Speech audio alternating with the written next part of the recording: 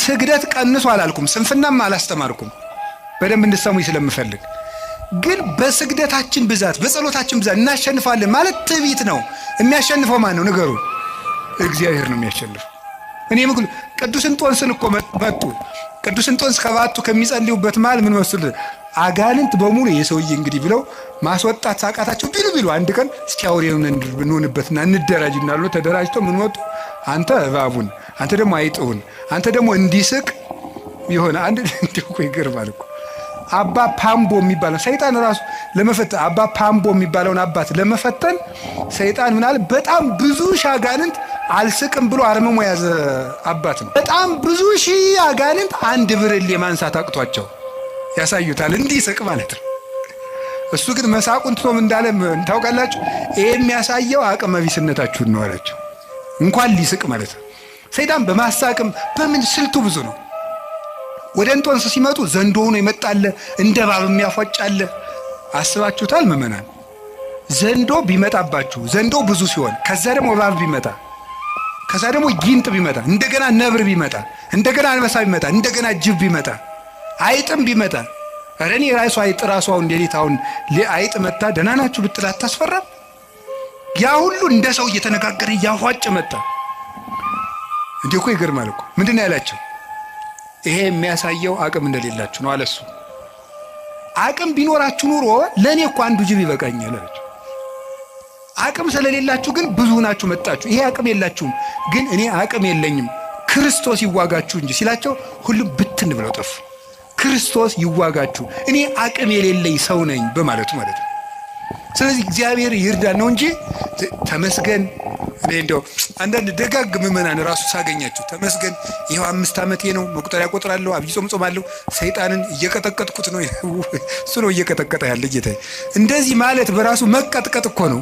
እውነቴን እኮ ነው። ሰይጣንን ተመስገን ነው እየቀጠቀጥኩት ነው አይባልም። ሰይጣንን የሚቀጠቅጠው ማን ነው? ምን አለ? እግዚአብሔር አምላከ ሰላም ይቀጥቅጦ ለሰላም ታይተ እገሪክሙ። የሰላም አምላክ እግዚአብሔር ሰይጣንን ከእግራችሁ በታች ይቀጥቅጠው ብሏል። ሮሜ 16:16 ላይ ዲያብሎስን በጉልበታችን አናሸንፈው፣ በእግዚአብሔር ቸርነት ግን እናሸንፈዋለን። ስለዚህ ዲያብሎስ ከኛ አቅም በታች ነው፣ በእግዚአብሔር ቸርነት እችላለሁ በሉ። እንትን ካልሄድኩ ሰይጣን አይወጣም፣ እንትን ካልሄድኩ እንትን ሰይጣን አይወጣም እያላችሁ እንደዚህ አትበሉ። ዲያብሎስን ዓለምን የሚያሸንፈው እምነታችንና ከክርስቶስ ጋር መኖራችን ነው።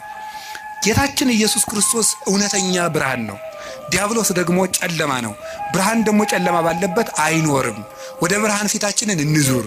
ዲያብሎስ በእኛ ላይ አቅም የለውም እና እጃችሁን አትስጡ። ማንም ሊጫወትባችሁ አይገባም። ይሄ ጠንቋዩ ሁላ እየመጣ እየሮጠ በእውነቱ ሰይጣን ማን ትባላለህ? ሰይፉ ጨንገር የትና ያስካት ትምህርት ቤት ምንድን ነው እንዲህ ያለ ነገር? ነውር አይደለም እንዴ? ማነው የደገመባት? ያክስቷ ልጅ እንዴ? ይሄ ነውር አይደለም? እግዚአብሔር እስቲ ጠብ የሚዘራ ታምር ያደርጋል? እስቲ ንገሩኝ በሞቴ ሌላውን ንገሩኝና እግዚአብሔር ሰው እንዲጣላ ይፈልጋል? አሁን አጋንንት በሚለፈልፉበት ስንት ሰው ተጣልቷል። በሞት እየተፈላለገ ነው ያለ። እገሌ ደግሞ ብኝ ነው ሀብት ያሳካልኛል፣ እገሌ ደግሞ ብኝ ነው ትምህርት ሳይሳካ ይቀር እየተባለ። እግዚአብሔር እኮ የፍቅር አምላክ ነው። አጋንንትን ሲያወጣ ዝም ብሎ ያወጣቸዋል። የእግዚአብሔር ታምር ሌላ ችግር ፈጥሮ አይሄድም። ትክክል አይደለም። ስለዚህ የእግዚአብሔር ቤተሰቦች አጋንንትን የምንዋጋው ከእግዚአብሔር ጋር በመሆን ነው። ከማን ጋር ነው? ከእግዚአብሔር ጋር ምን ሆነው ምንድን ነው?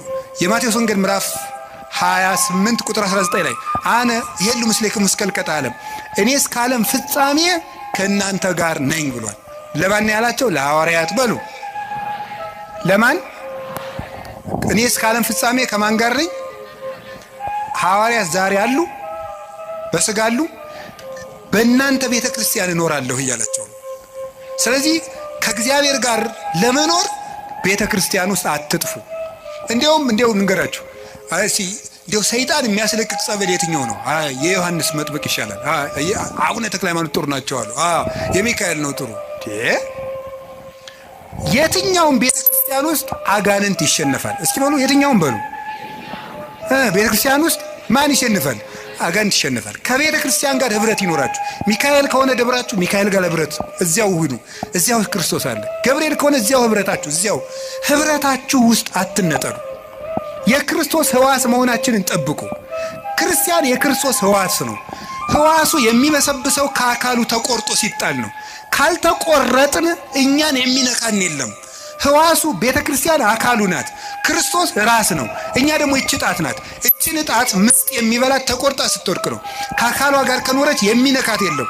ቤተ ክርስቲያን የክርስቶስ አካል ናት። ከቤተ ክርስቲያን ጋር ህብረት ካለን ዲያብሎስ እኛን